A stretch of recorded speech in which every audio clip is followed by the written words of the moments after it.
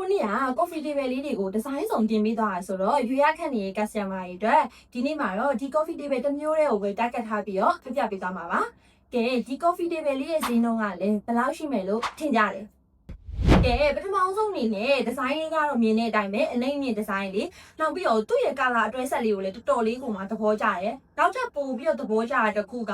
coffee table အနိမ့်ရဲ့မျက်နှာပြင်ကိုကြတော့ကြွေပြားလေးကိုသုံးပေးထားပြီးတော့corner table လေးမှာကြတော့ temper glass man ကိုသုံးပေးထားတဲ့အတွက်မြင်ရတဲ့ခံစားချက်ကမတူဘူးပေါ့နော်မတူညီတဲ့ item တစ်ခုကိုသုံးပေးထားရဆိုပေမဲ့တူညီနေရတစ်ခုကတော့တန်ရှင်းရေးလောက်ရတာအရန်ပုံမှလွယ်ကူတယ်။မျက်စိနဲ့မြင်တွေ့နေရတဲ့ design ဘန်းကိုပြောပြီးသွားပြီဆိုတော့ quality ဘန်းကိုတစ်ချက်သွားလိုက်မယ်နော်။သူ့ရဲ့ quality ကမြင်တဲ့အတိုင်းပဲကျွမ်းရင်ဆိုတာနဲ့ quality ကိုမျက်စိမိတ်ပြီးတော့ယုံကြည်လို့ရတယ်။သူ့ရဲ့သုံးပေးထားတဲ့အသားတွေစေးသားတွေဆိုလို့ရှိရင်လည်းလုံးဝကောင်းတယ်ပေါ့နော်။စေးသားဆိုလို့ရှိရင်လည်းတစ်ချက်ကြည့်လိုက်သူ့ရဲ့မျက်နှာပြင်ကချုံးမို့နေရပဲလေးခိုးတာမရှိဘူးဖူးတာဖောင်းတာမရှိဘူး။မြင်လိုက်တာနဲ့တန်းပြီးတော့ high class 75ကိုတန်းပြီးတော့ရစေ။သူ့ရဲ့ design ပိုင်းရော quality ပိုင်းရောကိုပြပေးပြီးသွားပြီဆိုတော့အားလုံးလည်းသိချင်နေကြမယ်လို့ထင်တဲ့အစင်းလုံးလေးကိုပြပေးစင်ပါရဲ့ရှင်။ကဲဘယ်လောက်ဖြစ်မယ်လို့ခန့်မှန်းထားကြလဲ။